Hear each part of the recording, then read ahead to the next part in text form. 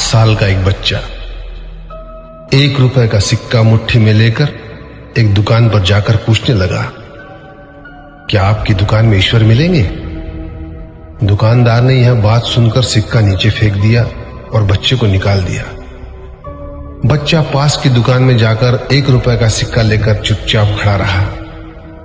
ए लड़के, 1 रुपए में तुम क्या चाहते हो? मुझे ईश्वर चाहिए। आपकी दुकान में है? दूसरे दुकानदार ने भी भगा दिया, लेकिन उस अबोध बालक ने हार नहीं मानी। एक दुकान से दूसरी दुकान, दूसरी से तीसरी, ऐसा करते करते कुल 40 दुकानों के चक्कर काटने के बाद एक बूढ़े दुकानदार के पास पहुंचा। उस बूढ़े दुकानदार ने पूछा, तुम ईश्वर को क्यों खरीदना चाहते हो? क्या करोगे ईश्वर लेकर? पहली बार एक दुकानदार के मुंह से यह प्रश्न सुनकर बच्चे के चेहरे पर आशा की किरणें लहराई। लगता है इसी दुकान पर ही ईश्वर मिलेंगे। बच्चे ने बड़े उत्साह से उत्तर दिया, इस दुनिया में माँ के अलावा मेरा और कोई नहीं है। मेरी माँ दिन भर काम करके मेरे लिए खाना लाती है। मेरी माँ अब अस्पताल में है। अगर मेरी माँ मर गई तो मुझे कौन खिलाएगा?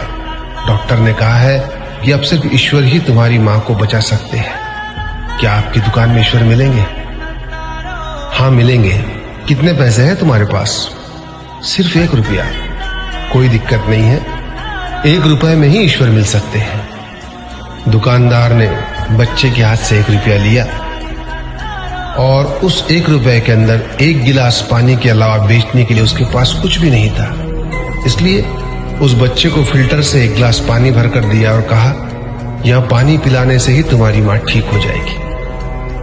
अगले दिन कुछ मेडिकल स्पेशलिस्ट उस अस्पताल में गए।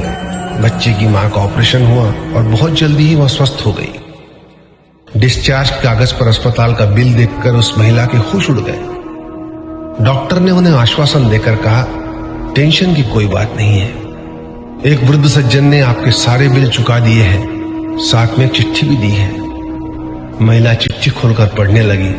उसमें लिखा था, मुझे धन्यवाद देने की कोई आवश्यकता नहीं है। आपको तो स्वयं ईश्वर ने ही बचाया है। मैं तो सिर्फ एक जरिया हूं। यदि आप धन्यवाद देना ही चाहती है तो अपने अबोध बच्चे को दीजिए, जो सिर्फ 1 रुपए लेकर नासमझों की तरह ईश्वर को ढूंढने निकल पड़ा। उसके मन में यह दृढ़ विश्वास था कि एकमात्र ईश्वर ही आपको बचा सकते हैं। विश्वास इसी को कहते हैं। ईश्वर को ढूंढने के लिए करोड़ों रुपए दान करने की जरूरत नहीं होती।